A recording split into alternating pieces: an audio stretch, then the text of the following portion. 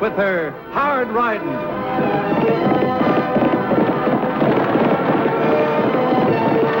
Straight shooting.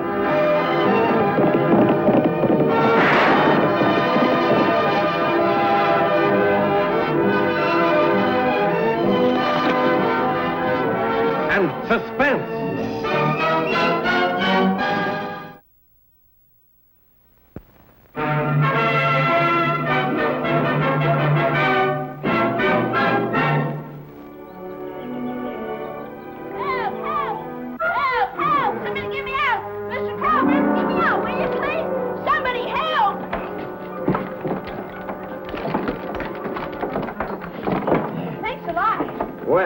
What I'm paying you for? Practicing circus stunts? Gosh, Mr. Calvert, I'm sorry. And ruining my harness? But, Mr. Calvert, the chair slipped and I sort of just caught myself. You ought to be ashamed of yourself, Tagg Oakley. Playing. When I hired you to clean and polish the saddles and other gear. But I have, Mr. Calvert, I have. Sure. Look, I did this one, and this one, and that one over there. What See? the hell? Here. Gee, thanks a lot. Here's another 15 cents for doing a nice job. Gee, you were only joshing. Of course. Say, are there any other chores you want me to do, like cleaning up the yard or something? The yard? Uh-huh. Are you admitting you didn't do a good job yesterday cleaning up the yard? Oh, that's right, I did do it yesterday. Of course it was a good job. Do you want me to whitewash your stalls? It's worth 50 cents, but I'll do it for a quarter. Some other time, Tagg.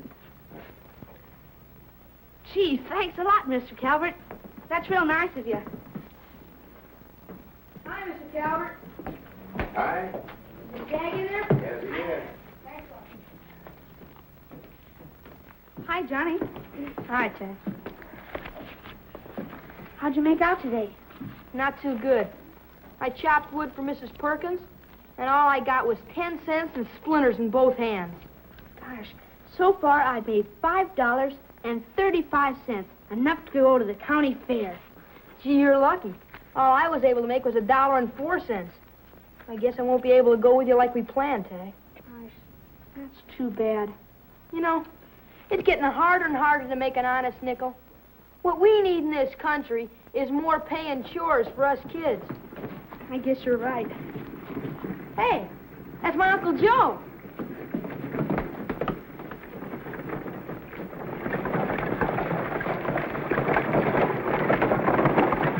Hey, Calvert. Where you going, Uncle Joe? Saddle Hill, Johnny. Can I go with you? Hello, Dixon. Hello, You call Calvert. me? Yes, looks like I need a new hub and a couple of new spokes. You can have it ready for me by the time I get back from Saddle Hill? I don't see why not. Good. Say, I'm going to need a horse. Well, take mine. He needs a little exercise. Well, thanks.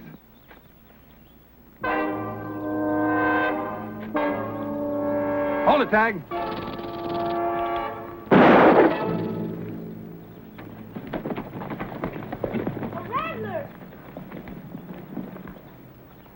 What's going on? Who fired that shot?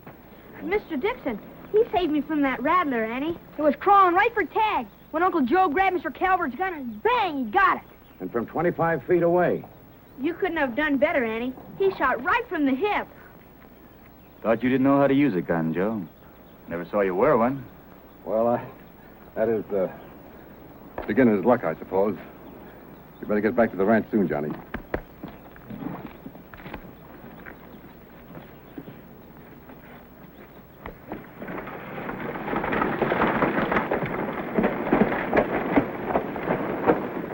You ever seen your uncle use a gun before, Johnny? No, I haven't. He won't even keep one around the ranch.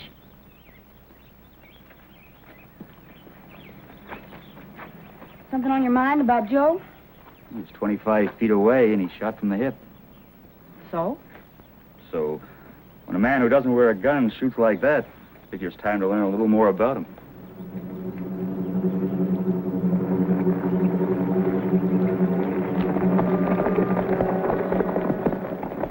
Hey, do you want some water? Nah, I want to go to that county fair. Yeah, it won't be any fun going to the county fair without you. How about Banker Willis? His windows need washing. Nah, he turned me down. Oh, you must have gotten him when he wasn't feeling so good. Come on, I'll go with you.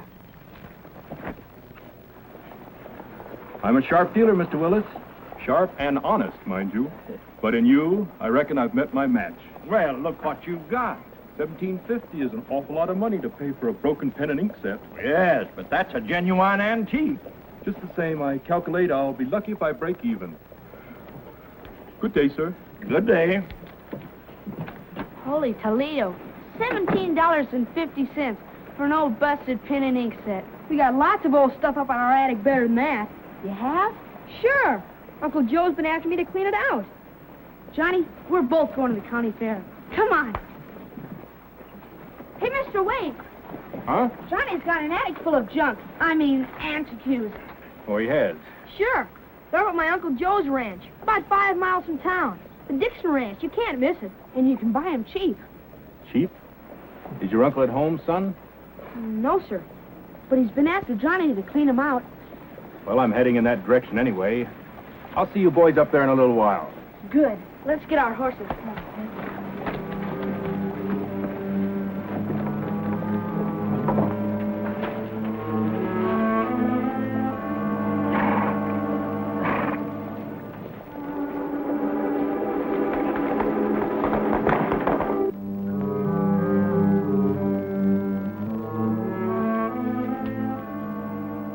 What are you doing, Lofty? Writing? Yes, I know, but are you checking up on Joe with the state authorities? Mm-hmm. If you ask me, you're wasting your time. Maybe.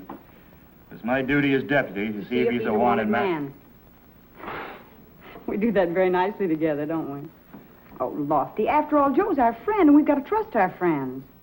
You know, Annie, being a woman, you sometimes let sentiment blind your better judgment. And you, being a man, must always keep your mind open to suspicion. It's my job, Annie, you know that. Oh, well. Oh, Lofty, maybe you ought to check up on little Johnny, too. He may also be wanted.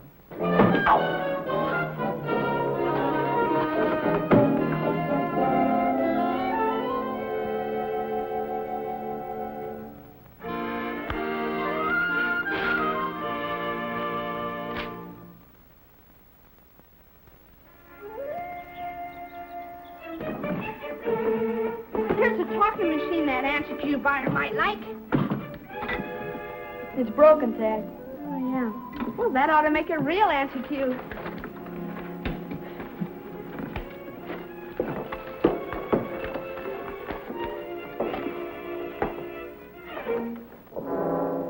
Guns.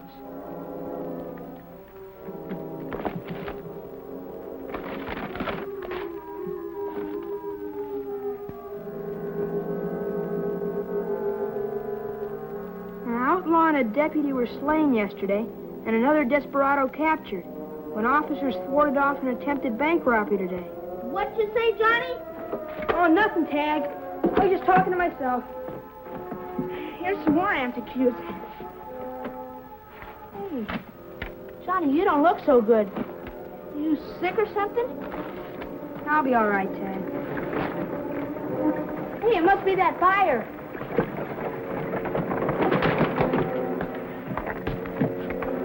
It's him, Johnny.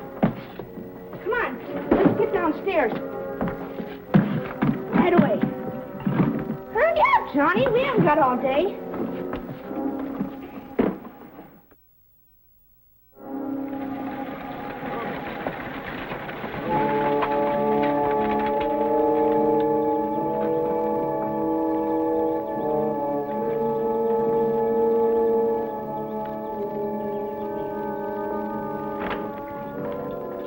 Good morning, sir. And a good morning to you, sir. Permit me to introduce myself. Homer Willoughby, antique dealer. Could I interest you in either any buying or selling? I'd go on the stage if I could put on the act you do. Well, how'd it work this time? Well, just the same as usual. I invested $17.50, and we're going to have plenty of dividends. Now, here's the layout of the bank. Here's the vault, the cashier's cage, and the office. All right, boys, it's up to you.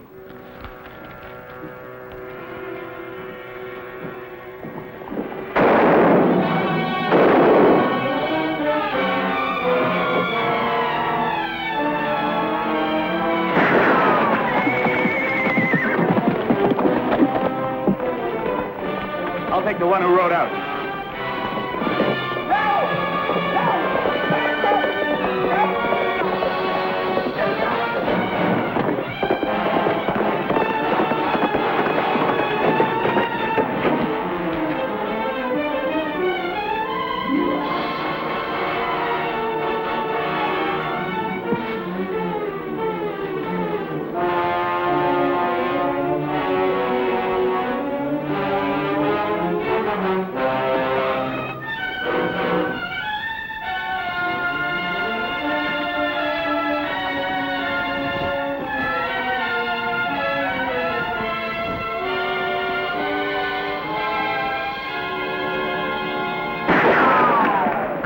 Get up, mister. Come on, get out of there. All right, let's go.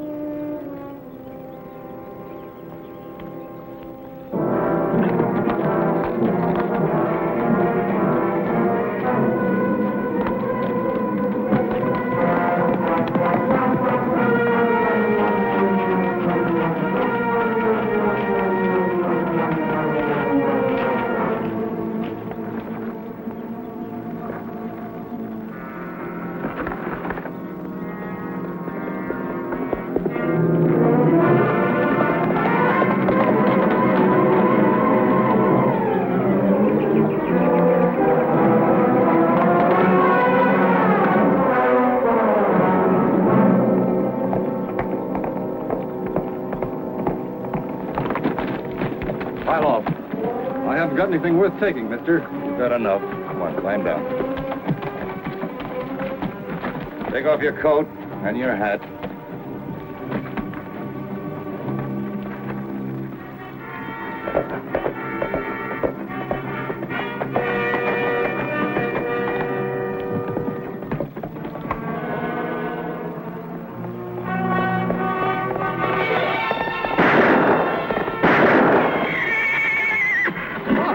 It's me, Joe!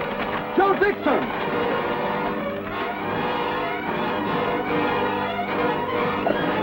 What's the idea of shooting at me? Get out. Where'd you get that horse? The man with the gun took my hat, coat, and Calvert's horse. What happened? He's one of the two outlaws that robbed the bank. I was tracking him. Oh, so that's why he headed me in this direction. He figured you'd recognize his horse and go after me, giving him a chance to make a clean escape. Pretty slick. You think so? Quite a coincidence you're running into him the way you did. What are you driving at, Lofty? Nothing at all. You better come back with me to the office and make out a full report. I'll be very glad to.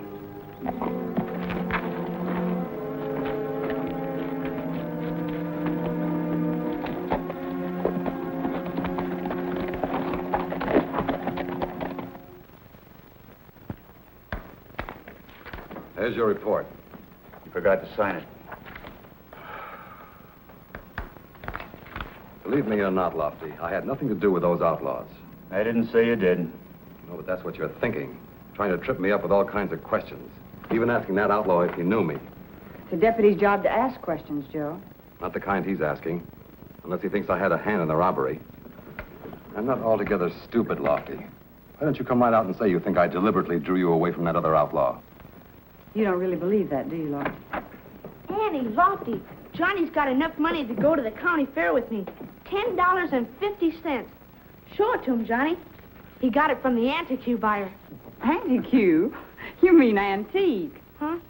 Well, anyway, he bought some old things Mr. Dixon wanted cleaned out of his attic. Oh, so that's where you were. I wondered what had become of you. Well, we would have been back sooner, except we met Shorty Davis on the road, and...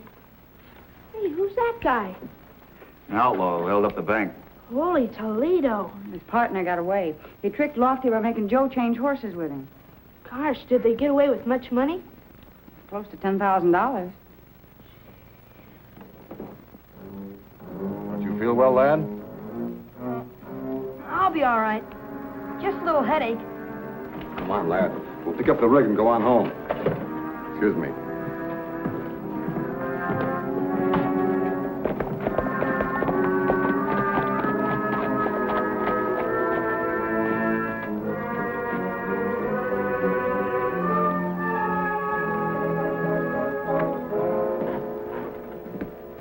sure took your time getting back here.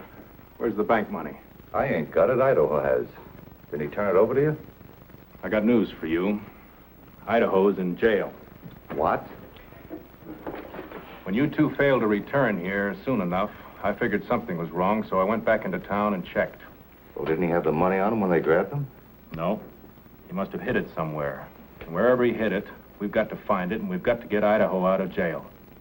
That's going to take some tall doing. I don't think so, Hardy. It just so happens that among the antiques I've collected, I have a set of skeleton keys that'll open any door. And when the sheriff's young nephew, Tagg, is busy selling me some junk, you'll be springing Idaho.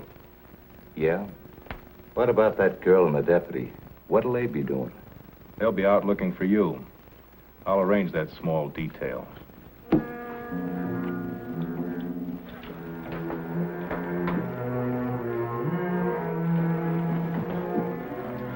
There's some more inside. Well, that's all right. Take your time. I will.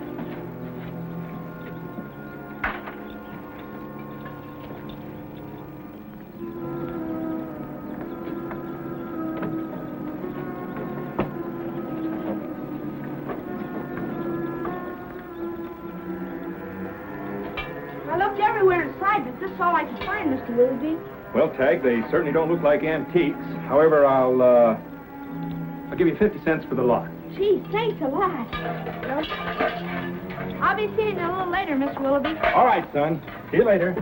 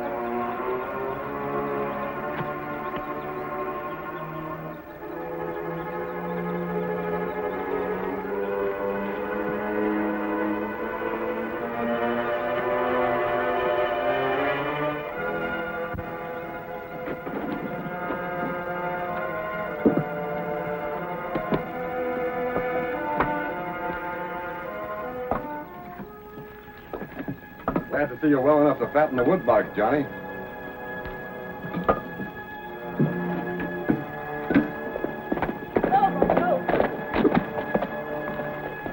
Hi, Johnny. Hi.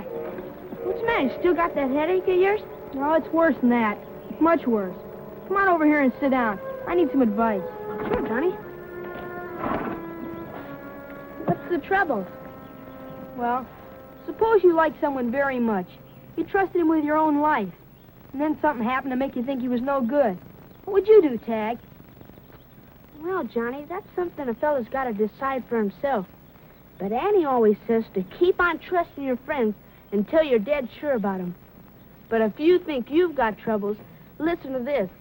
That outlaw Idaho broke out of jail a little while ago, and it was all my fault, too. Broke out, huh? Uh-huh. Annie and Lofty are out looking for him now.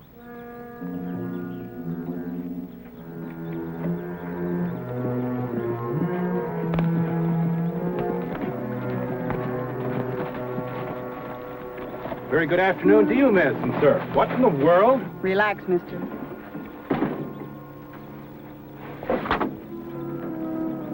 Sorry to have bothered you, mister. We're looking for an escaped outlaw. We just thought he might have hidden in your wagon while you were busy someplace else.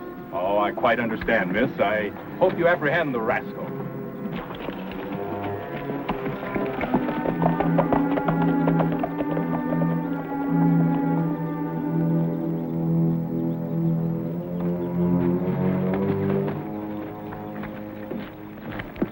You think they smelled a rat? Why should they?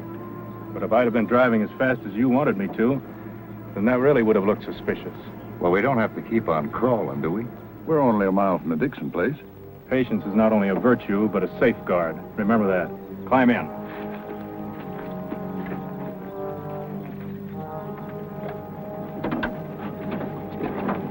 Let's go.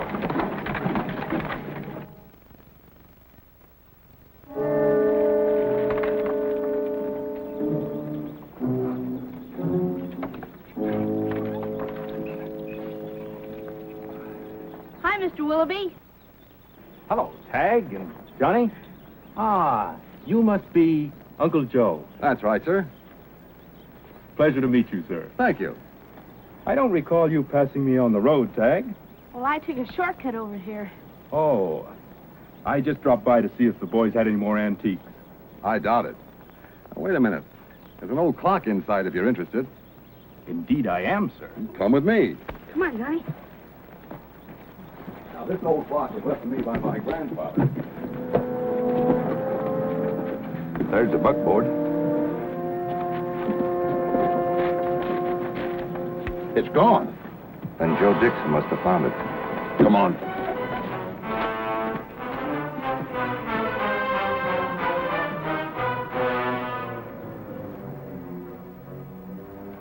Frankly, I'll be lucky to break even. Hold it. You again. What do you want this time, my shirt? We'll take that bank loot, smart guy. And don't tell us you didn't find it tied under your rig. I didn't. Well, this is an outrage. Shut up. I won't shut up. This is...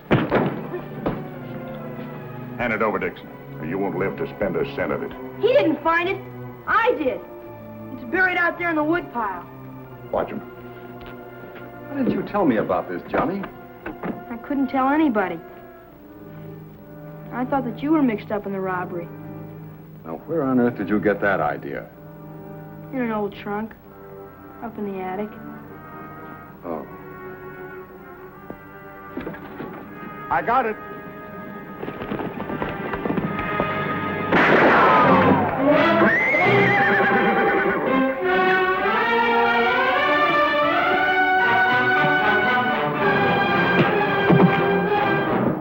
Hold it.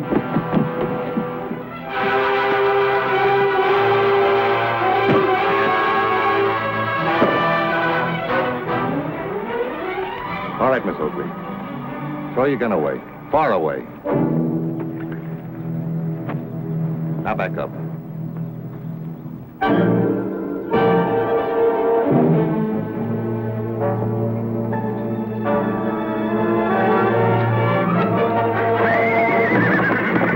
Annie, he's getting away on Pixie.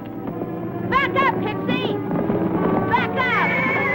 Yeah. Go ahead. Back up, Pixie.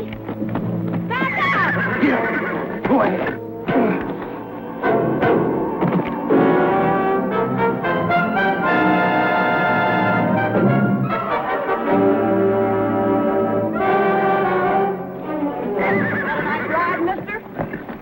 All right, get down. Pixie, you get a whole bushel of carrots for this. What a day. But all this excitement has been too much for me. I think I'd better see my doctor. Wait a minute. All you're going to see is the inside of a cell.